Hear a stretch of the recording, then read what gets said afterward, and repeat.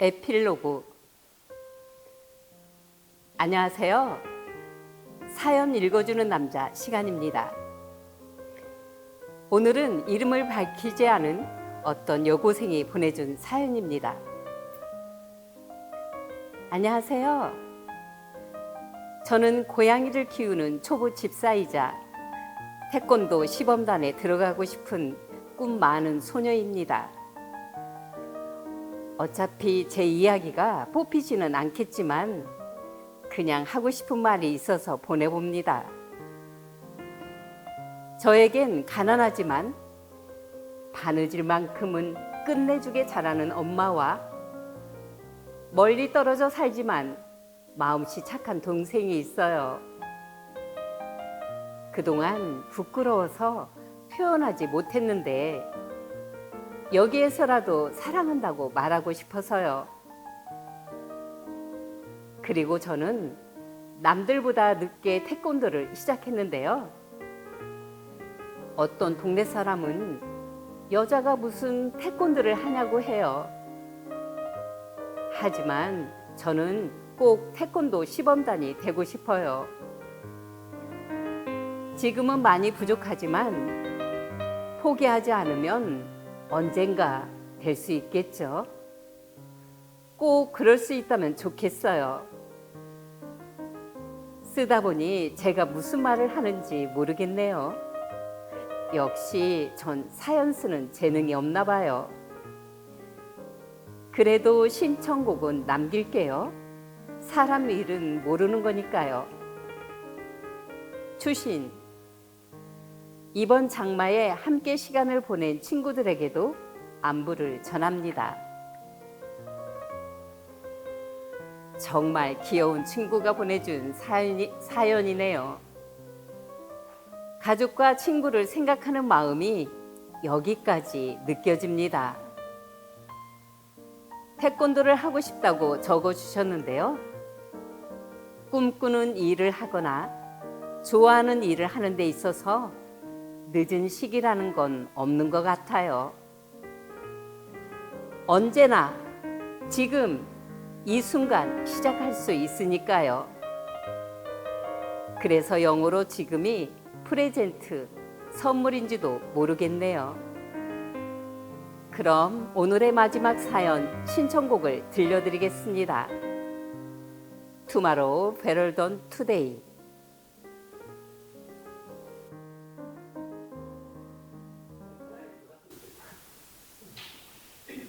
냥. 세린이 막 골목 안으로 발을 들여놓았을 때였다. 어디선가 애처로운 고양이 울음소리가 들려왔다. 주변을 둘러보자 아무도 살지 않는 빈 건물의 작은 틈 사이로 두 눈만 내놓고 있는 고양이가 보였다. 세린은 조심스럽게 그쪽으로 다가갔다. 배고파? 고양이는 대답이라도 하듯 또 한 번 길게 울었다. 용돈은 진작 다 떨어졌지만 혹시나 하는 마음으로 주머니를 뒤져보았다. 다행히 동전 몇 개가 만져졌다. 이걸로 살 수 있는 게 있으려나? 세리는 동전과 고양이를 번갈아 쳐다보다가 자리에서 일어나 근처의 작은 구멍가게로 향했다. 몇 평 되지 않는 아담한 슈퍼는 동네 어르신들의 사랑방이기도 했다. 파란색 간판에는 흰색으로 슈퍼마켓이라고 적혀 있었지만 자음과 모음이 몇 개씩 떨어져 나가 있다 보니 제대로 된 역할을 하지 못하고 있었다. 담배라고 적힌 스티커도 빛이 바랜 지 오래였다. 주인 할머니는 물건 파는 일에는 관심도 없는지 가게 앞에 마련해둔 평상에 앉아 고스톱 치는 사람들 틈에 끼어 있었다. 하지만 직접 하지는 않고 옆에 앉은 할머니에게 다음에 낼 패를 참견한 뒤에 참외 한 조각을 주워 먹는 일을 반복하고 있었다. 할머니는 세린이 가게에 들어서는 것을 보고 나서야 무거운 엉덩이를 덜고 자리에서 일어났다. 뭐 줄꼬? 뒤따라온 할머니가 고무줄로 된 바지를 가슴까지 끌어올리며 물었다. 혹시 고양이 먹이로 줄만한 게 있을까요? 괭이? 네. 할머니는 그런 걸 왜 여기서 찾느냐는 뜻으로 되물은 것이었지만 세린의 순수한 눈빛을 보고는 마음이 흔들린 듯했다. 집에서 키우는 거요? 아님 글갱이요? 길고양이요. 세린의 손에는 방금 막 집어든 손가락 굵기만한 소시지가 주어져 있었다. 괭이는 사람이 먹는 거 아무거나 주면 못 써. 좀에 기다려봐. 할머니는 그릇에 있던 참외 몇 조각을 가져오더니 씨를 발라낸 뒤에 검은색 비닐봉지에 담아주었다. 그나마 이거라도 줘봐. 다른 것보다는 나을 거요. 줄곧 우울해 보이던 세린의 얼굴이 활짝 펴졌다. 감사합니다. 세린은 성가실 정도로 몇 번이나 인사를 한 뒤에야 가게를 빠져나왔다. 할머니도 한박 웃음으로 답해주고는 다시 고스톱에 참견하기 위해 원래 있던 평상으로 돌아갔다. 세린은 충분히 빨리 걸으면서도 마음이 초조했다. 잠깐 자리를 비운 사이에 고양이가 없어지지 않았을까 하는 생각 때문이었다. 다행히 쓸데없는 걱정이었다. 달리듯 걸어오는 세린을 보고 고양이는 아까보다 더 큰 소리로 울었다. 세린은 먼저 비닐봉지를 보여준 뒤에 포장을 풀어 냄새를 맡게 했다. 바스락거리는 소리에 고양이 귀가 예민하게 움직였다. 마음 같아서는 가까이 다가가서 직접 먹여주고 싶었지만 경계심 많은 길고양이가 겁을 집어 먹을까봐 일부러 몇 걸음 떨어진 곳에 쭈그리고 앉아 참외 조각을 건넸다. 이를 유심히 지켜보던 고양이는 앞발을 뺐다가 뒤로 물러가기를 반복하더니 결국 꼬리까지 빠져나와서 참외를 물고는 얼른 다시 들어가 버렸다. 그 짧은 순간에 세린은 고양이의 배가 유난히 불룩한 것을 알아차렸다. 얼굴이나 다른 곳은 야윈 것으로 보아 살찐 건 아닌 것 같았다. 임신했구나. 세린은 고양이가 사라진 곳을 바라보다가 남은 참외가 담긴 비닐봉지를 건물 빈틈 안쪽에 놔두었다. 혹시라도 쓰레기통을 뒤지다가 상한 음식이라도 먹으면 큰일이었다. 집에 데려가 돌봐주고 싶은 마음도 있었지만 엄마가 허락지 않을 것이 뻔했다. 엄마는 조금이라도 돈이 들어가는 일이면 늘 안 된다고 말했기 때문이다. 부디 건강한 아기 낳으렴. 세린은 아쉬움을 뒤로 한 채 다시 집으로 걸음을 돌렸다.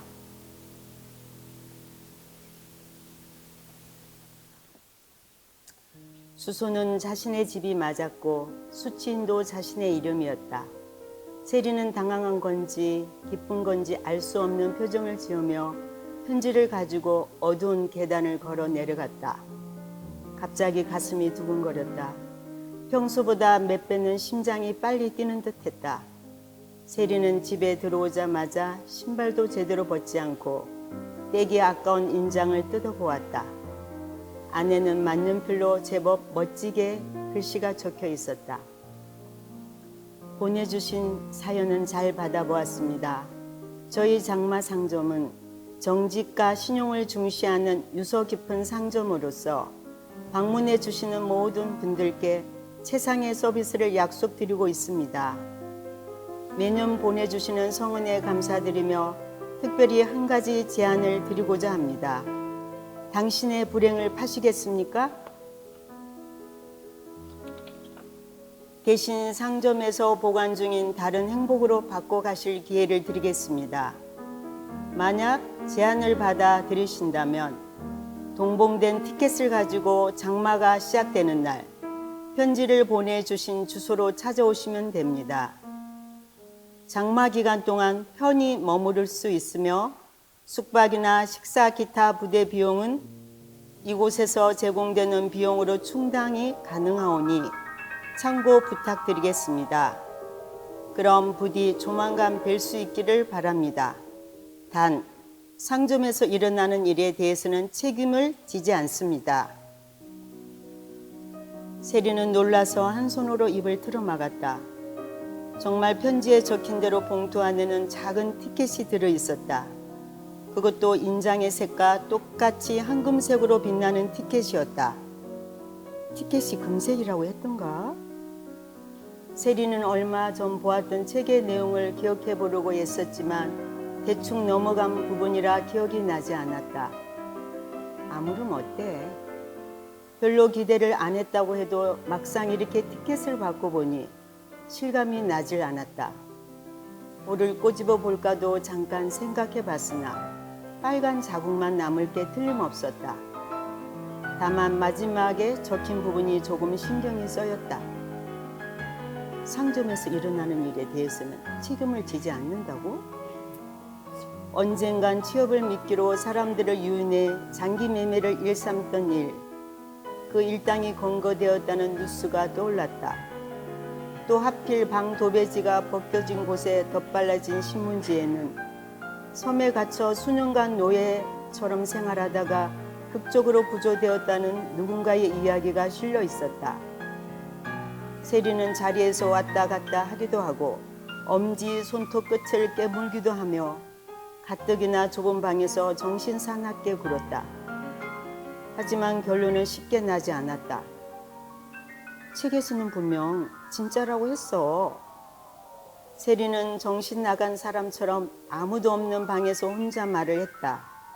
순간 티켓을 진 손이 힘이 들어가는 바람에 빳빳했던 티켓이 조금 구겨졌다. 세리는 하들짝 놀라 반대편에 있던 책장으로 다가갔다. 거기서 그나마 가장 두꺼운 책을 꺼내 페이지 사이에 끼워두었다.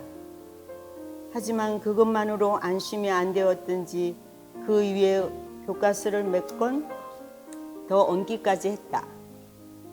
어쩌면 정말 내 삶을 바꿀 수 있을지도 몰라. 세리는 창문이라 부르기도 민망한 반쪽짜리 창문 앞으로 다가갔다. 한 뼘도 채 보이지 않는 하늘이 그날따라 유난히 파랗게 보였다. 비가 언제쯤 오르나? 아직은 구름 끼는 날도 별로 없고 완연한 봄이었고 장마는 멀게만 느껴졌다.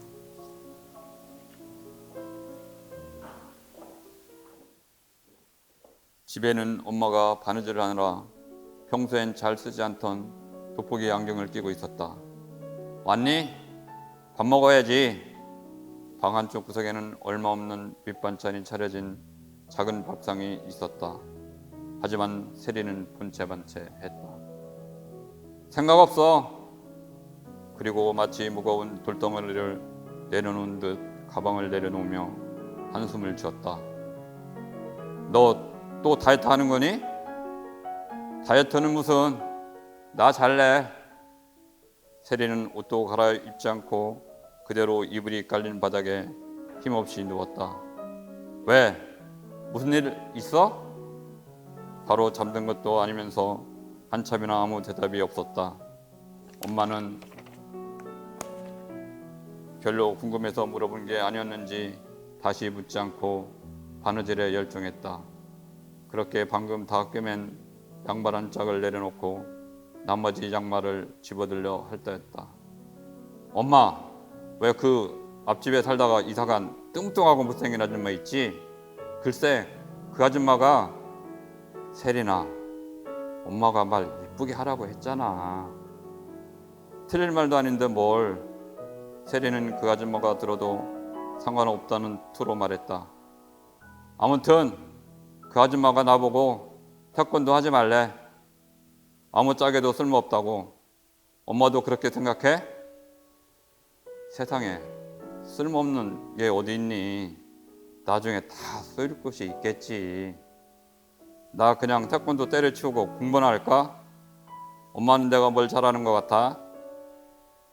글쎄, 우리 세리는 뭐든 다 잘하지. 엄마는 바늘귀에 실을 넣으려 애쓰며 말했다.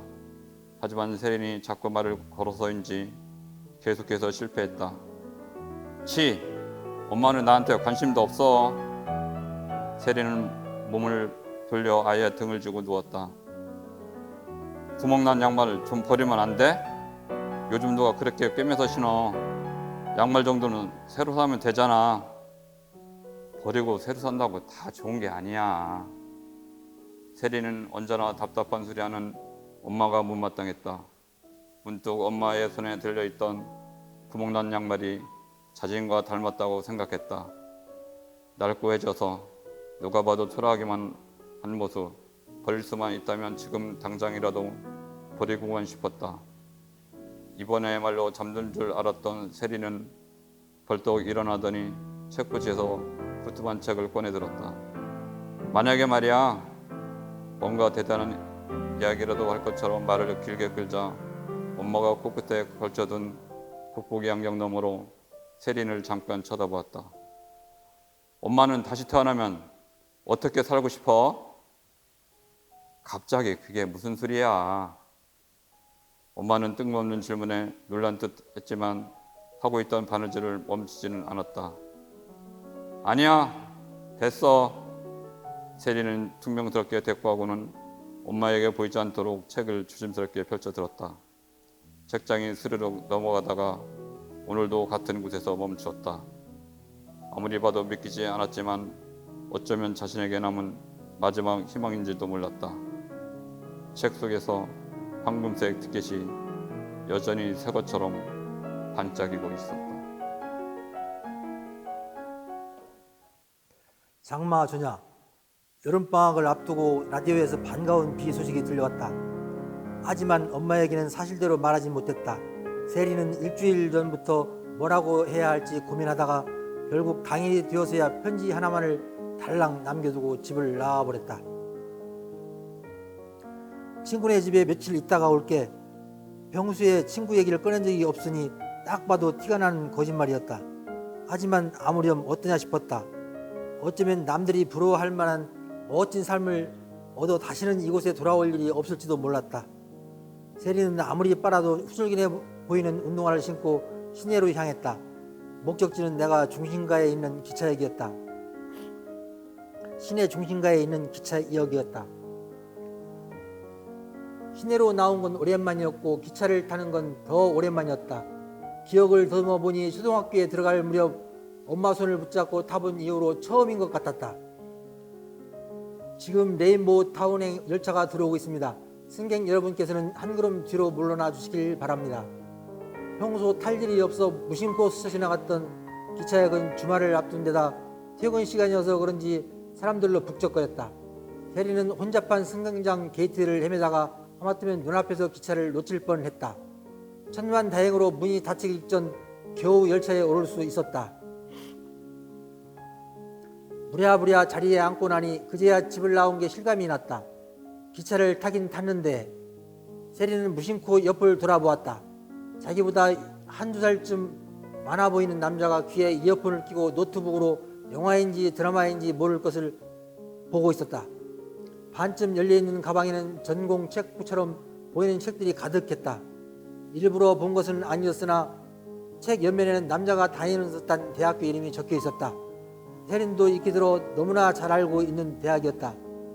매년 졸업식이 되면 학교 정문 프레카드 가장 높은 곳에 이름이 적히고 공부 꽤 한다는 친구들은 모두가 목표로 삼는 대학이었다. 부럽다. 한때는 세린도 가고 싶었으나 학년이 올라가면서 포기하게 된 학교이기도 했다. 나이 차이는 얼마 나지 않았지만 자신과 다른 세상에 살고 있는 것 같은 남자가 신기해 세리는 기차가 움직이는 내내 힐끔힐끔 쳐다보았다. 그러다 결국 눈이 마주치는 바람에 민망한 나머지 얼굴을 붉히며 괜히 창밖으로 시선을 돌렸다. 차창 밖은 조금씩 어둑어둑해지고 있었다.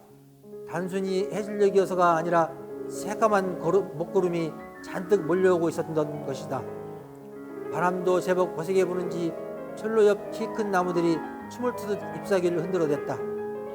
세리는 주머니에 넣어둔 편지와 티켓을 꺼내 다시 한번 꼼꼼히 살펴보았다.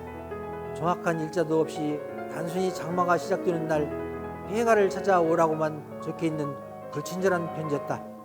정말 이곳에 가면 내 삶을 마음대로 바꿀 수 있을까? 만약 그럴 수 있다면 난 무엇을 골라야 할까? 쉽게 답을 내리지 수 없는 질문들이 꼬리에 꼬리를 물고 머릿속을 어지럽혔다.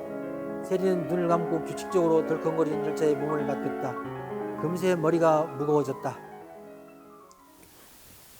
도깨비는 본격적으로 말을 꺼내기 위해 자세를 고쳐 앉더니 목에 걸치고 있던 헤드폰을 벗었다. 테이블에 그것을 내려놓자 세린의 귀에도 들릴 만큼 시끄러운 음악이 흘러나왔다. 저렇게 크게 듣고 있던 거였어? 세린은 도깨비의 귀가 좋지 않은 이유를 어렵지 않게 짐작할 수 있었다.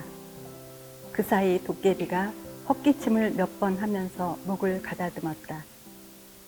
제 이름은 마타예요. 그냥 마타 말이에요. 그렇게 말하는 도깨비의 표정이 어딘지 모르게 우울해 보였다. 도깨비들은 인간의 마음을 훔쳐와서 살아가고 있어요. 그래서 누군가에게 자신을 소개할 때 어떤 걸 훔치는지 자랑스럽게 덧붙이곤 하죠. 하지만 저는 아직까지 제대로 된 걸 훔치지 못했어요. 알아요. 이런 제가 형편없어 보이겠죠. 마타의 목소리가 살짝 떨렸고 눈에는 눈물이 그렁그렁했다. 오랫동안 고민하다가 아버지께 말씀드렸더니 도깨비는 100살이 넘으면 자기 일은 자기가 알아서 해야 한다고 하셨어요. 저는 이제 겨우 102살인데 말이죠. 마타는 티슈를 뽑더니 코를 팽 하고 풀었다. 저는 대체 어떤 걸 훔쳐야 할까요? 여기서 몇 년이나 책을 들여다보고 있어도 잘 모르겠어요. 다른 도깨비들이 훔쳐오지 않으면서 인간에게 도움이 되는 것들을 훔쳐오고 싶어요.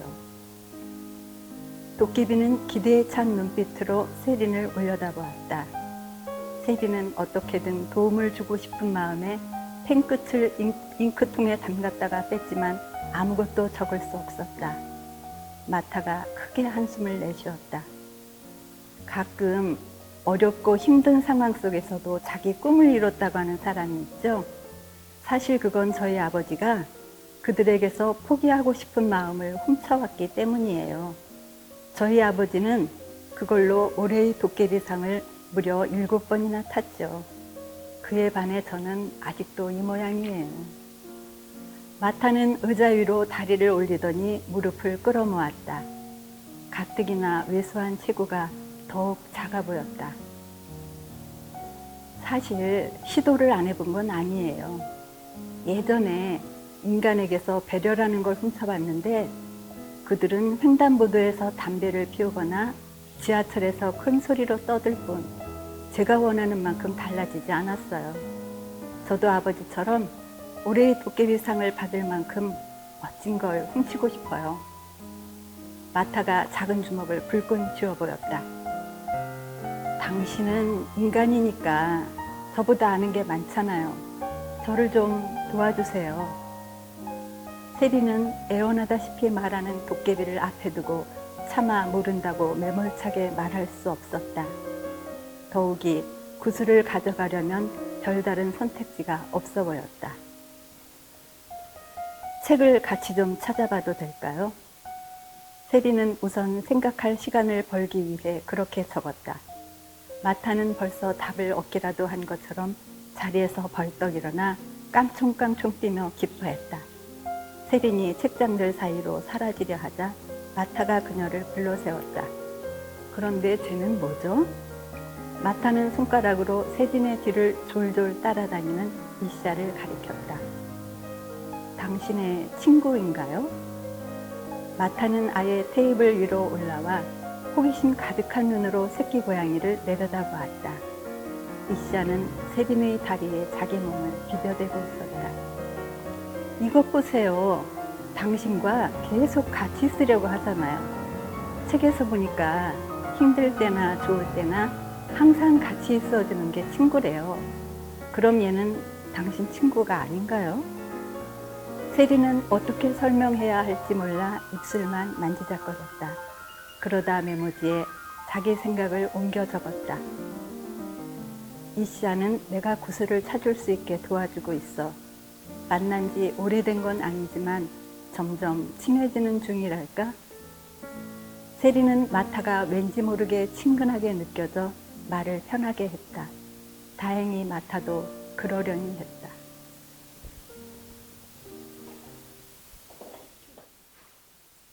무슨 일인가요? 마타가 슬리퍼를 한쪽만 신고 급하게 뛰어왔다. 미안, 내가 실수로 책을 떨어뜨렸나 봐. 뭐라고요? 마타는 붉게 상기된 얼굴로 그녀에게 다가왔다. 제가 원하는 책을 찾았다고요? 아니, 그게 아니라 세리는 변명하려고 했지만 이미 소용없음을 알았다. 마타는 책의 표지를 살피고는 책이 떨어지면서 자연스럽게 펼쳐진 부분을 살폈다. 이건 해양생물의 신비라는 책이군요. 세린의 눈에는 찌그러진 도형 여러 개를 섞어 놓은 것 같은 글자를 마타는 거침없이 읽어내려갔다. 바다에 사는 대왕조개라고 하는 생물은 자신에게 상처 입힌 작은 이물질을 오랜 시간 감싸서 아름다운 진주라는 보석을 만든다. 무게는 200kg, 길이는 대략 1m까지 자라며 순간 누가 입을 틀어막기라도 한 것처럼 그의 목소리가 멎었다. 이거예요!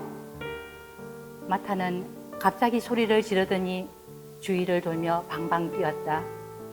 그 바람에 책이 몇 번 더 떨어져 내렸다. 마타는 나머지 슬리퍼 한 짝이 벗겨진 것도 모르고 신이 나서 만세를 불렀고 세리는 먼지가 풀풀 날리는 바람에 손을 휘저으며 마른 기침을 해댔다. 마타의 그러한 행동은 책장 모퉁이에 쌓여있던 책 무더기를 밟고 미끄러져 머리부터 거꾸로 파묻힐 때까지 계속되었다. 마타의 머리가 까치집이 되고 한쪽 코에서 코피를 흘리면서도 뭐가 그리 좋은지 실실 웃고 있었다. 저는 인간이 원치 않는 아픔을 겪게 되었을 때 그들에게서 원망하는 마음을 훔쳐와야겠어요. 그래서 힘든 시간을 통해 오히려 자기만의 아름다운 보석을 만들 수 있도록 도와주고 싶어요. 마타는 세린에게로 다가와 그녀의 손을 맞잡고 몇 번이나 고맙다고 말했다. 세린은 왜 그가 고마워하는지 알 수 없어 멋쩍은 웃음만 흘렸다. 그럼 이제 진짜 구슬을 드릴게요. 마타가 한 손으로는 그녀의 손을 잡고 달리듯이 테이블로 향했다. 그는 테이블에 도착하자마자 숨 고를 틈도 없이 미리 꺼내둔 구슬을 세린에게 건넸다. 그냥 드리고 싶지만 규칙상 이곳에 책을 구입하셔야 해요. 그러면서 머리에 얹어온 커다란 책을 건넸다. 세린은 그의 성의를 무시할 생각이 전혀 없었지만 그것은 그녀가 가지고 갈 만한 책이 아니었다. 세린은 망설이며 책을 선뜻 받지 못했다. 혹시 책이 너무 커서 그런가요? 세린이 난처한 얼굴로 고개를 끄덕이자 마타는 자신의 머리를 탁 하고 쳤다. 제가 미처 인간의 입장에서 생각하지 못했네요. 마타는 스스로 벌을 내리는 양 머리를 몇 대 더 쥐어박고는 테이블에 달린 서랍에서 무언가를 꺼냈다. 책을 다 가져가는 건 걱정하지 마세요. 도깨비 자루에 담아가면 되니까요. 마타의 손에 딸려 나온 것은 비닐봉지보다 작은 손바닥만한 가죽 자루였다. 마타는 다른 쪽 손에 책을 들고 천천히 시범을 보였다. 자, 이렇게 도깨비 자루를 열고 뭐든지 가까이 가져가면 분명 책 모서리만 넣기에도 버거워 보이는 자루였으나 마타가 책을 갖다 대자 마치 진공청소기에 빨려들듯이 자루 안에 쏙 하고 들어갔다. 가격은 금화 3개면 돼요. 원래 자루까지 하면 7개는 받아야 하지만 저를 도와주셨으니 특별히 저렴하게 드릴게요. 구슬이 부디 마음에 드셨으면 좋겠네요. 마타는 도깨비 자루를 하나 더 꺼내서 책과 구슬을 각각 따로 담아 주었다. 덕분에 나중에 찾느라 헷갈릴 일은 없어 보였다. 세리는 한 것도 없이 이렇게 좋은 선물을 받아도 되나 싶었다. 마타는 아까 입었던 코트를 다시 입고 털모자를 쓴 뒤에 세린을 건물 밖까지 바래다 주었다.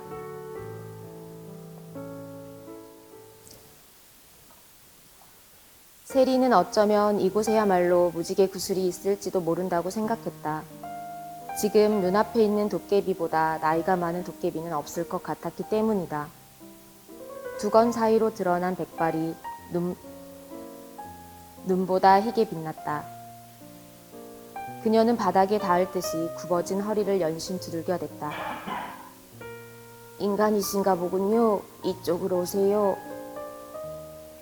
노파가 얼마 떨어지지 않는 곳에 있는 탁자를 가리켰다. 차라도 한 잔 드실라우? 세리는 괜찮다고 하려고 했지만 노파가 이미 찻장으로 움직이고 있었다. 하지만 차를 준비하는 노파의 손길이 워낙 굼떠서 세리는 거의 자신이 차를 준비하다시피 했다. 김이 모락모락 피어나는 차를 앞에 두고 노파가 물었다. 구슬을 가지러 오셨나 보죠? 네. 차가 식기를 기다리던 세린이 얼른 대답했다. 노파는 이름 모를 플립이 들어간 차를 호로록 소리가 나도록 마셨다. 여기까지 오느라 고생이 많았겠네요. 나는 여기 정원사랍니다. 그냥 포포라고 부르면 돼요. 아, 저는 세린이에요. 세린은 두 손을 모으고 예의 바르게 대답했다. 그 모습을 보고 포포가 눈이 사라질 만큼 한박 웃음을 지었다. 마치 귀여운 손녀딸을 바라보는 듯했다. 난 이곳에서 인간이 남몰래 흘린 눈물과 땀을 가져와 꽃과 나무를 가꾸고 있답니다. 포포는 넓은 방을 가득 채우고 있는 온갖 식물들을 지팡이로 가리켰다. 그곳에는 활짝 핀 꽃도 있었고 아직 봉오리를 터뜨리지 못한 화초도 있었다. 어떤 건 아예 죽은 것처럼 보이는 나무도 있었다. 저것들은 모두 자기만의 계절을 기다리고 있죠. 세린이 포포의 말뜻을 이해하지 못하고 다시 물었다. 자기만의 계절이요? 포포는 차를 한 모금 하며 가볍게 고개를 끄덕였다. 모든 꽃과 나무에는 자기만의 계절이 있답니다. 어떤 꽃은 봄날에 화사하게 피어나지만 늦은 여름이나 가을이 되어서야 꽃을 피우는 나무도 있죠.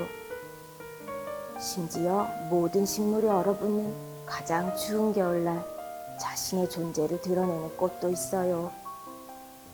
내가 하는 일은 인간의 노력이 담긴 눈물과 땀을 모아 이곳의 식물을 돌보는 거랍니다. 가장 적당한 시기에 활짝 피어나도록 말이죠. 비록 치아가 몇 개 빠진 탓에 발음은 어눌했지만 말 한마디 한마디에서 그녀의 진심이 묻어났다. 세리는 두 손으로 쥐고 있던 찻잔을 입으로 가져가며 물었다. 그런데 제가 왔을 때 뭘 하던 중이셨나요? 세린의 질문에 포포는 소리 없이 웃었다. 말썽나무 열매를 따고 있었답니다. 원래는 토리아가 도와주는데 엊그제 다친 바람에. 포포가 말끝을 흐리며 나무에 가려 잘 보이지 않던 방 한쪽을 안쓰럽게 바라보았다. 세리는 토리아의 이름을 들어 반가운 마음이 들면서도 한편으로 걱정이 되었다. 많이 다쳤나요? 나무 기둥들 사이로 붕대가 감긴 토리아의 커다란 머리통이 보였다. 곤히 잠이 들었는지 코끝에서 콧물 방울이 부풀어 올랐다가 터지기를 반복하고 있었다. 많이는 아니에요. 도둑을 쫓다가 돌불이 걸려 넘어졌거든요. 잠깐 깨어나서 연기가 나는 도깨비를 잡아야 한다고 잠꼬대 같은 말을 하더니 다시 잠이 들어버렸죠. 세리는 도둑이라는 말에 얼마 마시지도 않은 차를 뿜을 뻔했다. 여기도 도둑이 들었나요? 세린의 놀란 눈을 보고 포포가 그녀를 진정시켰다. 사실 도둑이랄 것도 없어요. 말썽나무 열매 몇 개만 훔쳐갔을 뿐이니까요. 나무 열매는 족장님이 좋아하는 열매기도 하고 도깨비 구슬에 색을 낼 때 사용되죠. 하지만 맛은 별로 없는데 어지간히 배가 고팠던 모양이에요. 포포는 별거 아니라는 듯 웃어 넘기고 남은 차를 마저 마셨다. 그녀는 깨끗하게 마신 찻잔을 한쪽으로 치워두고 지팡이를 다시 들었다. 그럼 천천히 쉬면서 마음에 드는 꽃을 고르면 말씀해 주세요. 난 바빠서 먼저 일어날게요.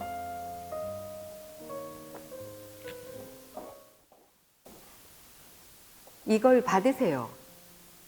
이게 뭐죠? 그녀가 건넨 것은 작은 화분이었다.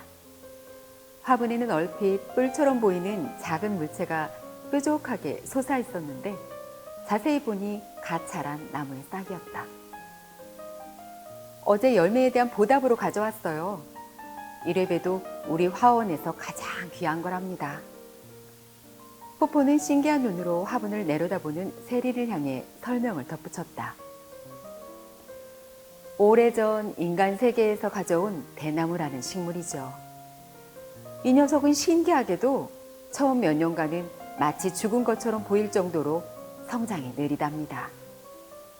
다른 식물들이 저마다 싹을 틔우고 꽃을 피우고 심지어 열매를 맺을 때도 땅 위로 모습을 거의 드러내지 않아요. 초라하고 보잘것없는 모습으로 땅 속에 묻혀 있을 뿐이죠. 그녀의 말대로였다. 화분에 담긴 것은 화초라기보다 썩은 나무 조각에 가까웠다. 하지만 이 녀석은 쓸모없는 시간을 보내고 있는 게 아니랍니다. 그동안 남들은 볼 수 없는 깊숙한 곳까지 뿌리가 뻗어나가고 있으니까요. 그렇게 뿌리가 다 자라고 나면 순식간에 누구도 예상치 못한 높이까지 자란답니다. 포포의 시선이 주변에 심어진 키 큰 나무들로 향했다. 그중 한 그루가 천창을 뚫을 듯이 곧게 뻗어 있었다. 왠지 당신과 잘 어울릴 것 같아서 준비해봤어요. 특별히 찾는 게 없다면 이걸 사가는 게 어떨까 싶네요. 금화 하나면 충분하답니다. 세리는 눈을 동그랗게 뜨고 화분을 다시 내려다보았다. 딱히 좋아하거나 원하는 꽃이 있는 것도 아니었기에 그녀의 정성 어린 선물을 마다할 이유가 없었다. 감사합니다. 그럼 이걸로 할게요. 세리는 도깨비 자루를 꺼내 화분을 집어넣고 주머니에서 금화 하나를 꺼냈다. 돈은 옆에 있던 토리아가 대신 받았다. 앞주머니에서 꺼낸 길쭉한 호리병에 금화를 넣자 짤랑 하고 경쾌한 소리가 났다. 자, 그럼. 포포는 지팡이를 세워두고 소매를 뒤지더니 구슬을 꺼내들었다. 파란색 구슬이었다. 순간 세린의 얼굴에 실망하는 빛이 스치고 지나갔다. 포포가 이를 눈치채고 물었다. 뭔가 다른 걸 기대했나 보죠? 세린은 굳이 숨기지 않고 솔직하게 말했다. 사실은 혹시 이곳에 무지개 구슬이 있지 않을까 했어요. 포포가 놀라움이 가득한 눈으로 쳐다보았다. 무지개 구슬을 알고 계시는군요. 잘은 몰라요. 우연히 알게 되었는데 도깨비 구슬보다 몇 배나 좋은 거라고 들었어요. 포포는 눈을 감고 추억에 잠긴 듯한 표정을 지었다. 아, 무지개 구슬이라 참 오랜만에 들어보는 이름이군요. 제가 젊었을 때만 해도 무지개 구슬이 종종 눈에 띄었죠. 도깨비라면 모두 그걸 갖고 싶어 했어요. 원하는 것을 이루어 주었으니까요. 그녀의 말은 답답할 정도로 느릿느릿했지만 세리는 재촉하지 않았다. 하지만 욕심은 언제나 화를 부르는 법이죠. 어느 날 구슬을 두고 큰 싸움이 일어나자 보다 못한 족장님께서 직접 나서셨답니다. 그분은 무지개 구슬을 여러 조각으로 쪼개서 평범한 도깨비 구슬로 만들어 버리셨죠. 정작 도깨비에게는 아무 쓸모도 없는 구슬로 말이에요. 아직 어딘가에 무지개 구슬이 남아있을지도 모르지만 최근에는 본 기억이 없네요. 네. 세리는 아무렇지 않은 척 하려고 애썼지만 여전히 시무룩해 보였다. 포포가 그녀를 달래주듯 미소를 머금고 말을 이었다. 무지개는 참 희한하죠? 비가 거세게 내릴수록 찬란하게 빛나니까요. 어쩌면 무지개가 그토록 아름다운 건 모진 비바람을 견뎌낸 것에 대한 신의 선물일지도 몰라요. 만약 상점을 나갈 때까지 무지개 구슬을 못 찾으면 한번 족장님을 찾아가 보세요. 족장님을요? 세린의 눈이 동그래졌다. 세리는 남자를 천천히 내려다보았다. 남자의 겨드랑이 사이로 무언가를 빼곡하게 적은 노트 한쪽 면이 빠져나와 있었다. 술에 취한 상태로 썼는지 글씨체가 엉망이었지만 다행히 알아보는 데는 큰 문제가 없었다. 노트는 일기장인 듯 했다. 오늘 첫사랑이 결혼한다는 소식을 들었다. 분명 다 잊었다고 생각했는데 왜 이리 가슴 한편이 아려오는 걸까? 정신없이 바쁘게 살아가다 보면 다 잊을 수 있을 거라 생각했는데, 그렇게 굳게 믿었는데 시간은 또 언제 이렇게 흘러버린 걸까? 이게 내가 꿈꾸던 삶이 맞는 걸까? 꿈을 위해 그녀와 헤어진 게 정말 잘한 일일까?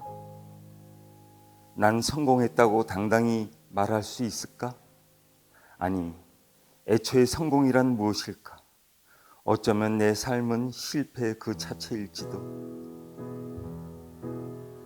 세리는 도저히 참지 못하고 남자의 겨드랑이에서 노트를 살짝 빼내 다음 페이지로 넘겨보았다.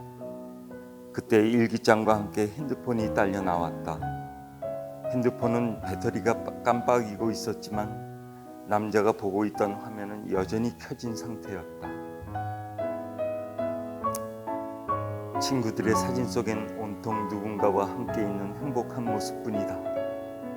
내게 남은 건 외로움과 쓸쓸함이 전부인데 마음속 공허함은 무엇으로 채워야 하는 걸까? 오늘따라 떠나간 그녀가 유난히 보고 싶다. 그땐 왜 그녀의 소중함을 몰랐을까? 난 왜 이제와 후회하는 걸까? 그때로 돌아가 그녀를 잡을 수만 있다면, 그녀와 다시 함께할 수만 있다면, 나에게 한 번만 더 기회가 있었더라면, 내 모든 걸 다 바쳐서라도 시간을 되돌릴 수만 있다면. 다음 줄부터는 눈물에 번져 알아볼 수 없었다. 남자는 장결에 누군가의 이름을 애타게 불렀다. 일기장에 눈물이 점점 더 번져갔다. 세린은 빨간색 구슬을 천천히 내려놓았다. 세린이 한동안 가만히 있자 이씨아가 다가와 그녀의 얼굴을 핥았다. 이씨아, 자신과 전혀 상관없는 일임에도 돌덩이를 얹어놓은 듯 마음 한편이 먹먹했다. 편지에서 느껴지던 진한 외로움이 좀처럼 가시지 않았다. 자꾸 부탁해서 미안한데, 세리는 가슴에 머리를 비벼대는 이살을 쓰다듬었다. 난 지금 구슬 말고 다른 구슬로 바꾸고 싶어. 이샤의 부드러운 털을 만지고 있자니 다행히 조금씩 가슴이 진정되었다. 그리고 더욱 좋은 구슬이 떠올랐다. 내가 어른이 되면 정말 좋아하는 사람과 결혼할 수 있게 해줘. 그러더니 수줍게 뒷말을 덧붙였다. 이왕이면 잘생기고 키도 컸으면 좋겠어. 세리는 태권도 교실에서 봤던 남학생을 떠올리고는 볼을 빨갛게 물들였다. 이샤는 세린에게 몇 번 더 뺨을 문지르고 나서야 품에서 뛰어내렸다. 세린도 이제는 익숙하게 이샤에 들었다. 커다란 집들이 점점 작아지더니 다시 보통 크기의 집들이 나왔다. 방금까지 워낙 큰 집들을 봐서 그런지 이제는 평범한 집들이 장난감 집처럼 느껴졌다. 하지만 자세히 보니 그것들은 진짜 장난감으로 만들어진 집이었다. 벽돌처럼 보였던 것들은 어릴 적 가지고 놀던 레고 블록이었고, 지붕이라고 생각했던 것들은 초콜릿 조각이었다. 이샤는 과자로 만들어진 문짝을 한 입 뜯어 먹으며 그중 한 곳으로 들어갔다. 세린이 말릴 틈도 없이 벌어진 일이었다. 세린은 혹시라도 문짝값을 비싸게 물어줘야 하는 게 아닌지 걱정하며 장난감 집으로 서둘러 들어갔다.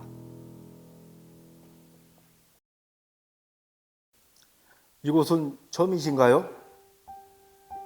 도깨비는 코주부 안경을 끼고 혓바닥이 돌돌 말린 것처럼 생긴 파티용 피리를 물고 있었다. 말할 때마다 들락거리는 바람에 자꾸 신경이 그쪽으로 쏠렸다. 어서 오세요. 환영합니다. 꼬마 인간이요. 도깨비가 난데없이 폭죽을 터뜨렸다. 옆에서 태엽을 감아놓은 원숭이 노붓이 손에 달린 쟁반을 부딪히며 움직이다가 스스로 넘어졌다. 그야말로 조촐한 환영 인사였다. 세린이 어깨에 잔뜩 묻은 꽃가루를 덜어내며 말했다. 안녕하세요. 저는 구슬을 가지러 왔어요. 오, 그러시군요. 저는 인간의 호기심을 가져와서 장난감을 만드는 팡쿠라고 합니다. 천천히 둘러보시죠. 이곳에는 재미있고 신기한 것들이 많답니다. 팡쿠가 사방에 널린 진열대를 가리켰다. 그리고 구슬은 여기에. 뒤를 돌아보던 팡쿠는 숨이 멎을 듯이 놀랐다.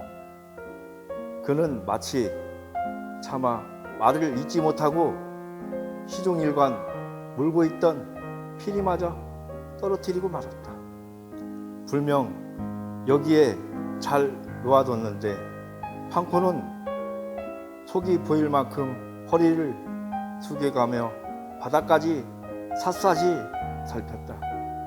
하지만 결국 찾지 못했는지 얼굴에는 당황하는 기색이 역력했다. 세리는 또 도둑이 든 게 아닌가 벌써부터 걱정이 되었다. 내 이 자식을 그냥. 팡코가 갑자기 불같이 화를 냈다. 뭔가를 알아차린 모양이었다. 혹시 여기도 물건이 없어진 건가? 팡코는 몇 가닥 남지 않은 연머리를 주워 뜯었다. 죄송합니다. 제가 간수를 잘 했어야 했는데. 아니에요. 그런데 누가 가져갔는지 아시는 건가요? 그게 아무래도 조금 전에 놀러왔던 제 손주놈이 몰래 가져간 것 같네요. 그 녀석은 남의 물건에 손을 대는 못된 버릇이 있거든요. 그게 다 제가 부족한 탓입니다. 팡코는 축축해진 눈가를 닦느라 잠시 안경을 벗었다. 놀랍게도 코주부 안경이라 생각했던 안경은 평범한 안경이었고 코는 그의 실제 코였다. 세리는 애써 태어난 척하며 물었다. 그럼 어디 있는지 알고 계신가요? 아마 그 녀석은 지 애비가 운영하던 보물상에 있을 거예요. 모든 건 잘못 키운 제 잘못이죠.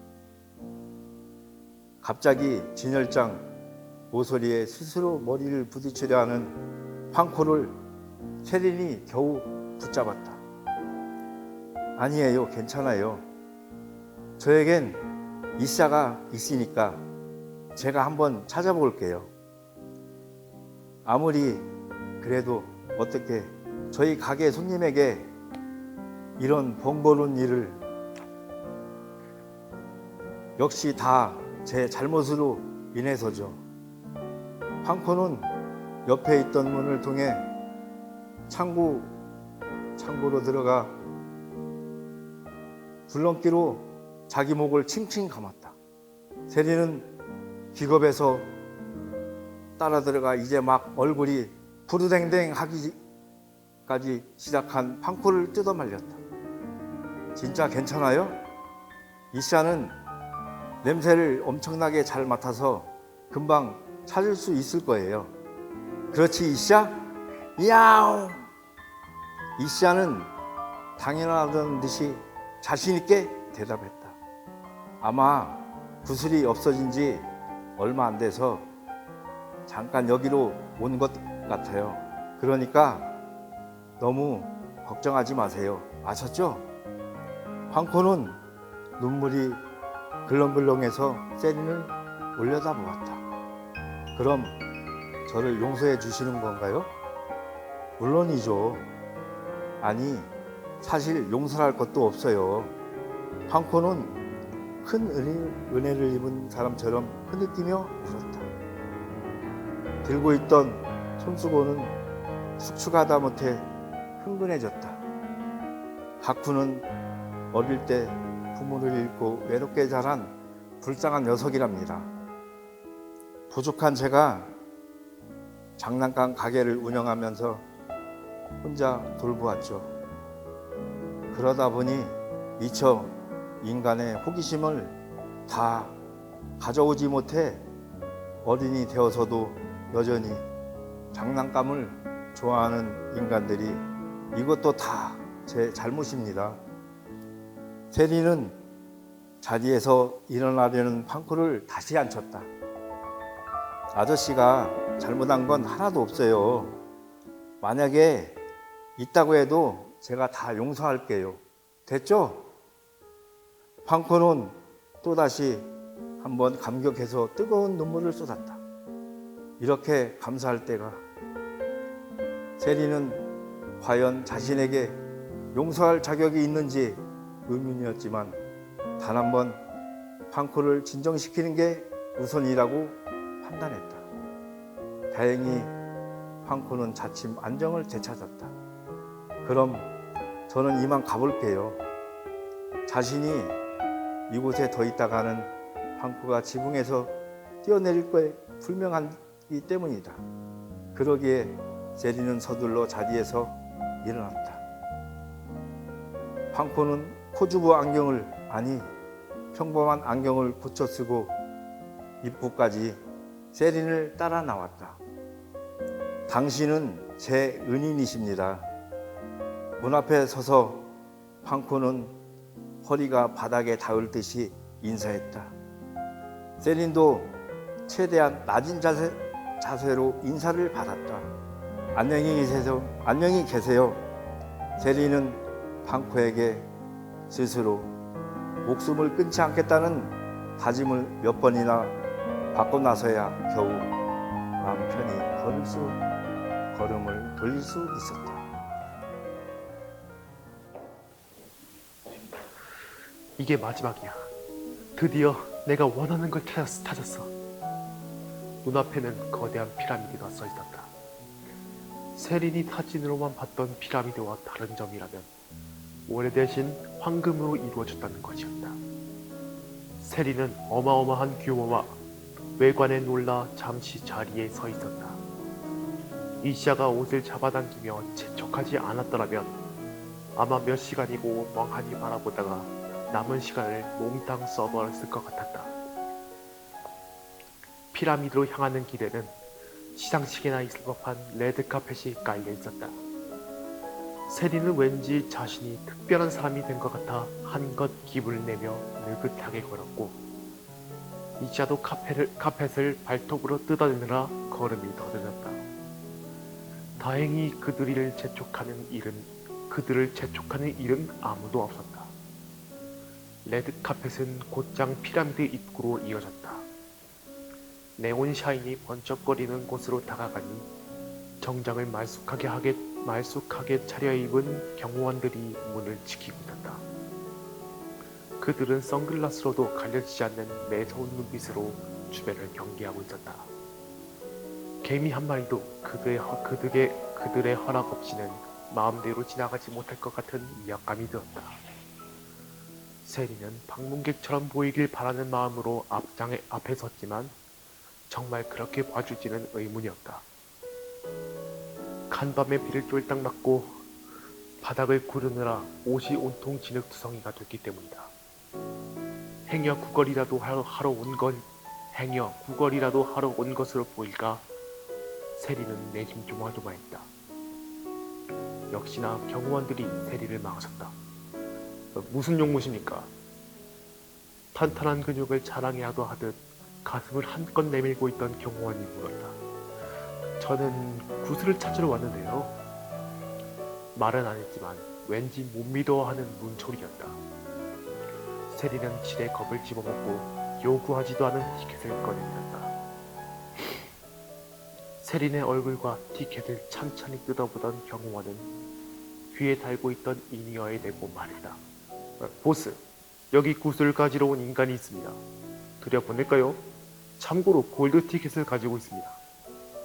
그들은 뭐라뭐라 대답을 주고받더니 연락을 끊었다. 조금만 기다리시죠. 보스께서 직접 나오신답니다. 잠시 뒤 피라미드를 둘러선 것보다 더 많은 경호원을 이끌고 한 도깨비가 나타났다. 그는 다른 경호원들은 비교도 안 될 만큼 큰 키와 넓은 어깨를 가지고 있었다. 어찌나 풍기는 분위기가 무시무시한지 세리는 다리가 후들거릴 지경이었다. 구슬을 가지러 왔다고? 하지만 생긴 것과는 다르게 작고 얇은 목소리였다. 발음도 부정확해서 꼭 풍선이 바람 빠지는 소리로 들렸다. 그럼 어디 티켓을 보여주겠나? 잠시만요, 여기요. 세리는 자신을 내려다보는 시선이 부담스러워 서둘러 티켓을 꺼내 그에게 건넨다. 하지만 그는 받지 않았다. 또다시 작은 목소리가 말했다. 이봐, 어딜 보는 거야? 세리는 눈앞에 있는 도깨비가 입술을 움직이지 않고 있는 걸 뒤늦게 알아차렸다. 따로 복화술을 배운 게 아니라면 지금껏 말을 한 건 그가 아니었다. 세리는 고개를 천천히 아래로 내리다가 시선이 바닥에 닿았을 때야 비로소 목소리의 정체를 찾아냈다. 그것은 생쥐만한 크기의 도깨비였다. 크기만 생쥐만한 게 아니라 코도 길쭉하고 앞니가 튀어나온 것이 꼭 진짜 생쥐에게 옷을 입혀놓은 것 같았다. 생쥐 같은 도깨비가 허리에 손을 얹고 짐짓환한 척을 했다. 도깨비가 말을 하면 눈을 봐야지. 왜 자꾸 다른 데를 보는 거야? 그는 자기가 한 말에 최대한 무게를 싣고 싶은 것 같았으나 어린아이가 떼를 쓰는 걸로 밖에 보이지 않았다. 하지만 세리는 그를 자극하지 않고 얼른 무릎을 굽혔다. 죄송합니다. 전 세린이고 구슬 찾으러 왔어요. 혹시 이곳에 구슬이 있을까요? 도깨비는 조금 전보다는 화가 풀린 얼굴로 발작을 꼈다. 물론 구슬이야 있지. 그 전에 내 소개를 할 테니 잘 들어도. 그는 크게 헛기침하며 먼저 목을 풀었다. 우선 내 이름은 그롬 안토니오 발토락시옹 드 그레고리 3세야. 뭐 별로 길지 않은 이름이니까 꼭 외워두도록 해. 난 인간에게서 밤에 잠들려는 마음을 훔쳐오고 있어. 그로 인해 인간들이 불면증에 걸린다지만 그건 내 알 바가 아니지. 중요한 건 그것들로 내 카지노가 24시간 운영된다는 점이야. 그리고 보다시피 난 누구보다 뛰어난 도깨비야. 저것 갬블링 대회에서 5년 연속 노력상에, 주니어 볼디빌딩 대회에서 3년 연속 밝은 미소상을 받았지. 그리고 또 뭐가 있지, 프랭크? 그러자 세린이 조금 전 보스로 오해했던 경호원이 양국 안주머니에서 돌돌 말린 긴 두루마리를 꺼내들었다. 두루마리는 어찌나긴지 바닥에 닿아서도 한참이나 떼굴떼굴 굴렀다. 그롬 안토니오 발터락시용 드 그레고리 3세님은 프로 발톱 다듬기 대회에서 새끼 발가락상을, 반찬 없이 맨밥 먹기 대회에서 깨작깨작상을 수상하셨습니다. 그 밖에도 손 안 대고 바지 입기 대회와 머리 안 감고 오래 버티기 대회에서 그만하면 됐어, 프랭크. 이 정도면 아무리 멍청한 인간이라도 내가 얼마나 대단한 존재인지 이해가 됐을 거야. 그렇지? 세리는 어색하게 웃으며 고개를 끄덕였다. 하지만 기억나는 건 처음 말했던 이름 중에서도 앞에 두 글자뿐이었다. 세리는 그것만으로도 자신의 기억력에 박수를 보내고 싶었다. 그롬은 좁은 어깨를 한껏 치켜들고 으스댄다. 좋아, 그럼 이제 따라와. 밖에도 서 있다가는 내년에 열릴 하얀 피부 뽐내기 대회에서 본선도 못 가고 떨어질 거야. 아주 생각만 해도 끔찍하군. 그롬은 주머니에서 선크림처럼 보이는 것을 꺼내 몇 번이나 얼굴에 덧바르고는 안으로 들어갔다. 그 뒤를 경호원들이 바짝 붙어갔고 세리는 맨 마지막에 겨우 따라붙었다. 카지노 내부는 더욱 화려했다. 혹시나 싶었는데 실내 역시 눈에 보이는 모든 것들이 금으로 이루어져 있었다. 보석으로 치장된 장식품과 크리스털이 주렁주렁 매달린 샹들리에를 보고 있다니 조금 전 봤던 피라미드 외관은 초라해 보일 정도였다. 길지 않은 복도가 끝나고 슬롯 머신이 가득 차 있는 방이 나왔다. 그곳에는 그동안 어디가 있었나 싶었던 사람들이 저마다 하나씩 자리를 차지하고 있었다. 그들은 세린이 지나가든 말든 신경도 쓰지 않고 레버를 당기며 빠르게 돌아가는 과일 모양에 집중하고 있었다. 여기가 바로 갬블장이야. 갬블을 할 정도는 가지고 있겠지. 맞습니다. 작가의 말. 당신의 글은 책이 될 수 없습니다. 오래전 무턱대고 출판사들 목록을 모아 단체 메일로 어설픈 원고를 보내고 받았던 답장의 앞부분이었습니다. 당시에는 마음 한편이 시리고 아팠지만 지금 돌이켜보면 그것마저 참 감사할 뿐입니다. 그때 이후로 어떻게 해야 글이 책이 될 수 있는지 늘 고민했고 틈만 나면 서점과 도서관을 들락날락하며 시간을 보내기도 했습니다. 하고 많은 것 중 왜 글을 쓰고 싶었는지는 지금도 잘 모르겠습니다. 중학교 시절 소위 일진들의 괴롭힘을 피해 체육관 뒤로 숨어들었을 때 하필 손에 들고 있던 게 소설책이어서 그랬을까요? 그게 아니면 원하던 대학 입시에 실패하고 만화방과 북카페를 전전했던 때가 유난히 기억에 남아서일까요? 어쩌면 수년간 준비했던 국가직 시험에서 떨어진 뒤 동네 작은 도서관을 피난처 삼아 그곳에서 힘든 마음을 달랬기 때문일지도 모르겠습니다. 이유야 어찌됐든 저는 남들이 꿈을 접을 나이에 새로운 꿈을 꾸기 시작했고 글쓰기는 저에게 삶의 이유가 되어 주었습니다. 하지만 문창과를 나온 것도 딱히 글을 쓰는 법을 배운 것도 아니었기에 혼자서 소설을 쓰기란 결코 쉽지 않았습니다.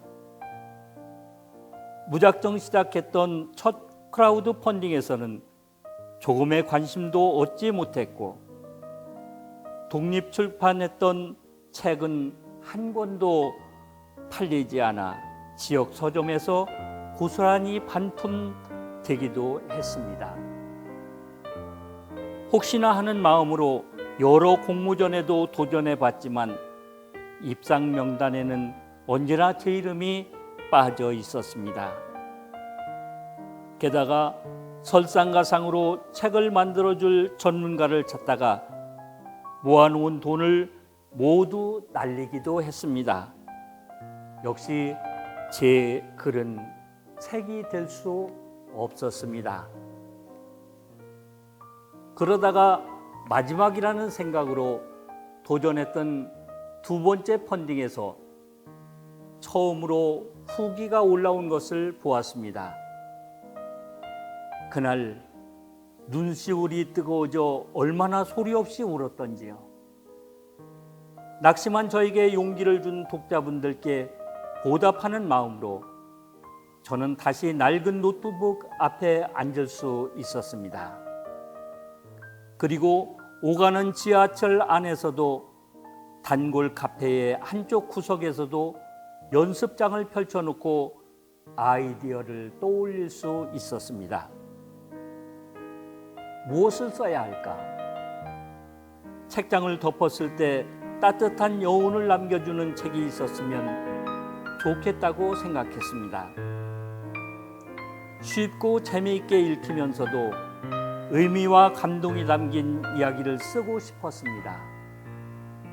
상처 입은 마음을 어루만지고 내일의 희망을 바라볼 수 있게 해주는 글이라면 더할 나위 없을 듯 했습니다. 이렇게 만들어진 소설이 바로 비가 오면 열리는 상점입니다. 이 책으로 진행한 세 번째 펀딩은 예상보다 많은 관심과 사랑을 받았습니다. 중간에 책 제작이 뜻대로 되지 않아 책을 전량 재인쇄하는 일도 있었지만 감사하게도 여러 후원자님이 댓글과 후기로 응원해 주신 덕분에 펀딩을 무사히 마칠 수 있었습니다. 게다가 늘 거절만 당하던 출판사와도 정식으로 첫 계약을 진행하게 되었습니다. 이 모든 일이 저에겐 평생 잊지 못할 소중한 추억으로 남을 듯합니다. 그리고 무엇보다 아무런 희망도 없던 시절 제가 글을 쓸 수 있도록 용기를 준 세진이라는 친구에게도 꼭 감사의 말을 남기고 싶습니다. 특별한 재능이 없는 저를 언제나 한결같이 응원해 주었고 비가 오면 열리는 상점의 제목부터 장마 상점의 배경이 되는 풍경까지 그 친구가 들려준 간밤의 꿈을 통해 소재를 얻을 수 있었습니다. 덕분에 콜센터 일과 배달 일을 하면서도 끝내 글쓰기를 포기하지 않고 마지막 문장까지 마침표를 찍을 수가 있었습니다. 끝으로 사랑하는 가족들과 이 책을 읽어주신 독자님들께도 진심을 담아 감사한 마음을 전합니다. 겉으로 보이지 않을지언정 우리는 모두 나름의 고민과 걱정을 짊어지고 살아가겠죠. 지금 이 순간 세상을 향해 힘겨운 걸음을 떼고 있는 분이 계신다면 미약하게나마 위로와 희망의 메시지가 전해졌으면 합니다. 때로 내일이 보이지 않을지라도 세상에 혼자 남겨진 것처럼 느껴질지라도 우리는 모두 누군가에게 가장 소중한 존재임을 믿습니다. 비록 세차게 비가 내리는 날도 있겠지만 머지않아 찬란한 무지개가 하늘 높이 떠오르기를 두 손 모아 응원하겠습니다. 그렇게 저의 글이 당신만의 빛을 찾아주는 무지개 구슬이 되었으면 좋겠습니다. 2023년 여름 유